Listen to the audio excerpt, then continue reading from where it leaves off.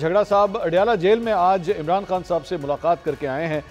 کیسی رہی ملاقات؟ کیا کہہ رہے ہیں خان صاحب؟ انہی سے جانتے ہیں. جی جھگڑا صاحب، کیا لیٹسٹ اپڈیٹ کیا ہے خان صاحب کی طرف سے؟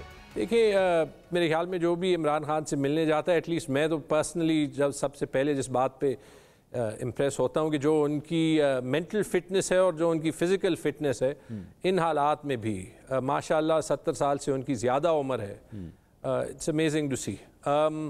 خان صاحب نے آبویسلی پارٹی کے معاملات پہ بات کی. انہوں نے یہی بات کی کہ جو مجھے سب سے سٹرائکنگ لگی کہ جو انوائرمنٹ میں یہ پی ٹی آئی کو بین کرنا چاہتے ہیں، تو انہوں نے ایک ایگزامپل دی. ایگزامپل تو میں نہیں کہوں گا، انہوں نے یہ جو کانٹراسٹ بتایا کہ شاید دنیا میں ایسی مثال ملے کہ ایک پارٹی کو ایسے کچلنے کی کوشش کی گئی ہو جو کہ پی ٹی آئی کو پچھلے 2 سال میں کی گئی ہو. پی ٹی آئی کا کوئی سپورٹر ہے نہ ہے، اس کے علاوہ اس پہ تو کوئی ڈس ایگری نہیں کر سکتا کہ we have faced a lot in the last 2 years.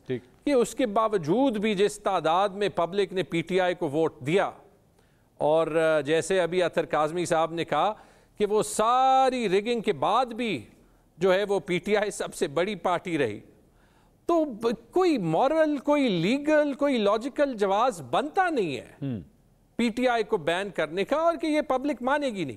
اور خان صاحب یہی کہہ رہے تھے جو ابھی اس سے پہلے پروگرام میں بات ہوئی کہ یہی تو وہ وجہ ہے کہ یہ حکومت کوئی ایکچول سٹیپ نہیں لے سکتی عوام کے ریلیف کے لیے، کیونکہ ان کو تو پڑی ہوئی اس بات کی ہے کہ اگر تھوڑا سا جو ایویڈنس، جیسے میں نے آپ کو مزاحیہ کہا، میں تھوڑا حیران ہو گیا جب آپ نے کہا کہ ثبوت کہاں پہ ہے ریگنگ کا. تو مجھے تو یاد ہے کہ جو انٹرویوز آپ نے کیے ہیں ایک میرے ساتھ بھی، کہ چلیں آپ کا ایز این اینکر شاید یہ آپ کی امپارشیلٹی کا جو ہے وہ ثبوت ہے کہ you are playing that neutral role.